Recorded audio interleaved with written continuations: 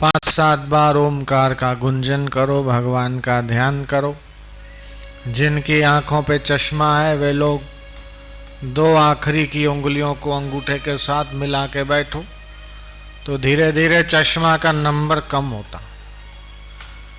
ऐसी ऐसी विद्याएं हमारे महापुरुषों ने खोजा है कि आज का विज्ञान उसको मान रहा है कि नहीं, ये तो बहुत ही साइंटिफिक है। ऋषियों ने ओमकार का रिसर्च किया। आज का विज्ञान मानता है कि ओमकार का कितना पावर है।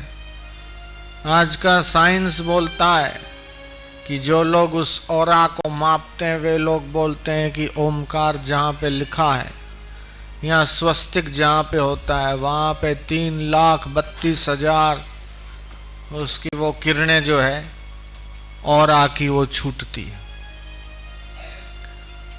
ऐसे ही गाय के गोबर का महिमा अपने ऋषियों ने लिखा है कि जहाँ गाय का गोबर होता है वहाँ भूकंप का प्रभाव नहीं पड़ता, और वहाँ पर ये जो हानिकारक तरंगे हैं, मोबाइल की तरंगे या टीवी की चैनलों की तरंगे या दूसरी तरंगे, उनका असर जो है उस घर में नहीं होता जिस घर के आंगन में लेपन किया हुआ है। ऐसे ही हम लोग मंदिर में जाते हैं तो घंट बजाते हैं, तो घंट बजाने से क्या फायदा होता है ये उन्होंने रिसर्च किया, तब उसका महिमा लिखा कि इससे ये फायदा। तो हमारे ऋषियों ने तो हजारों साल पहले इसका रिसर्च कर लिया। जब विज्ञान इतना आगे नहीं निकला था तब उनका कैसा वैज्ञानिक निरीक्षण परीक्षण हुआ होगा जो उन्होंने उसका जो महिमा है इतना समय पहले लिखा।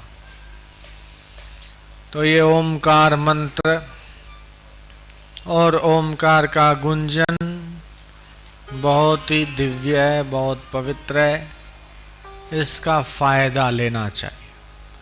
हर रोज जो ओमकार का जाप करता है, गुंजन करता है, उसका ऊपर कोई बारी भूत प्रेत की हवा उसके ऊपर नहीं आती।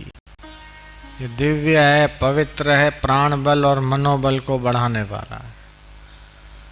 और जिसका घुटने में उठना बैठने में तकलीफ होती हो वो दूसरा अंगुली को अंगूठे के नीचे रख के 3 अंगुलियों को सीधा रख के बैठे तो वायु का तकलीफ उसका घुटने में नहीं होता।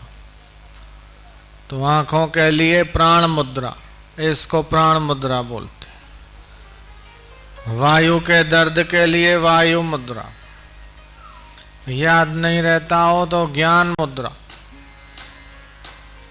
शून्य मुद्रा, ये अलग अलग प्रकार की मुद्राओं से अलग अलग फायदा होता है।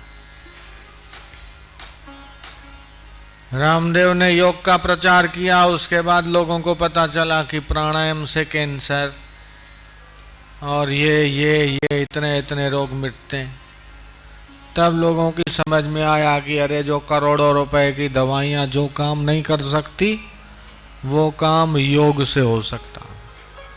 लेकिन मेरा ये कहना है कि जो रामदेव करा रहे हैं वो पूर्ण योग नहीं है, वो योग का एक पार्ट है। वो मेरे से मिले थे, मैंने उनको भी कहा, मैंने कहा ये तो 8 अंग होते हैं, उनमें का 1-2 अंग आप कराते हैं। योग मतलब आसन, और ये जो प्राण को छोड़ना, श्वास को फेंकना, लेना, छोड़ना, लेना, ये है प्राणायाम।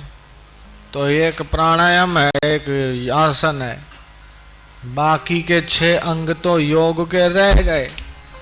तो ये 2 अंग ही लेने से इतना लोगों को फायदा हो रहा है। तो अगर ये 8 अंग को समावेश करें तो लोगों को कितना फायदा होगा।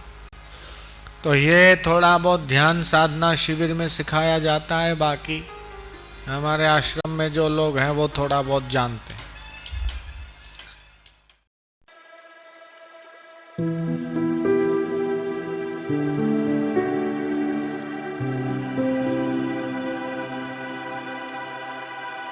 है।